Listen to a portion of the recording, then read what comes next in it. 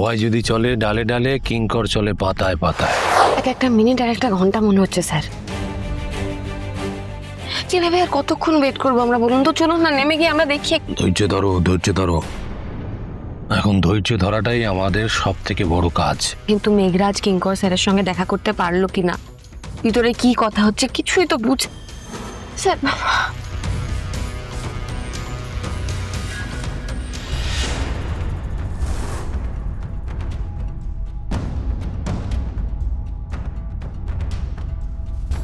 এক মিনিট, এক মিনিট। কি কি হলো?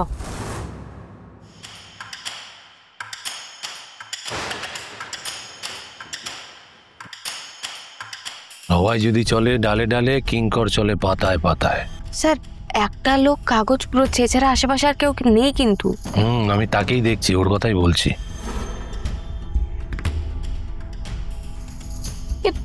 এই বয়স্ক লোকটাকে দাঁড়িয়ে আছে, বয়স্ক লোক, নড়ছেও না, চড়ছেও না। আপনি কি এই লোকটাকেই সন্দেহ করছেন?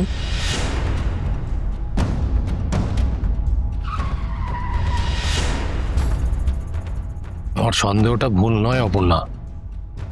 তুই যতই ছদ্মবেশ ধরে আমার সামনে আসিস না কেন, কিঙ্করকে চিনতে আর্য সিংহ রায়ের কোনো ভুল হবে না।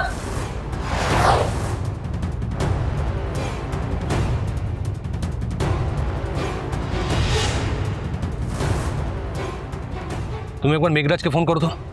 ফোন করে বলো যে কিঙ্কর ছদ্মবেশ ধরে পালাচ্ছে, আমরা ওদের ফলো করছি। হ্যালো, আপনি কিঙ্কর স্যারকে দেখতে পাননি? কারণ উনি ছদ্মবেশে পালিয়েছেন। আমরা ফলো করছি ওকে। কোন দিকে যাচ্ছ তোমরা? আরে ফাস্ট চলো, ফাস্ট!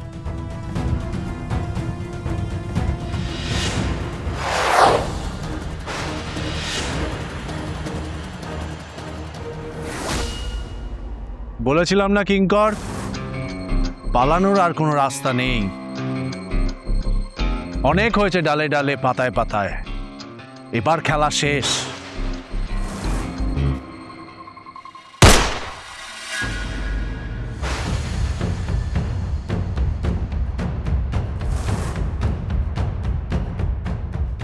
আরে আমি তো অনেক শুনেছি যে আমি নাকি পিঠ পিছে ছুরি মারি।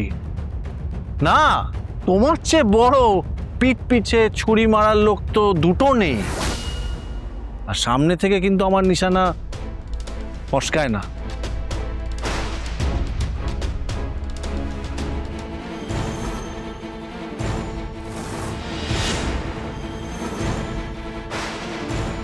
আমি কোনোদিন ভাবতে পারিনি আমার বন্ধু কিঙ্করের বুকের উপর এই বন্দুক তুলে দাঁড়াতে হবে।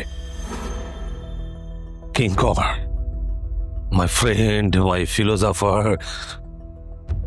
মাই সোল, এভরিথিং।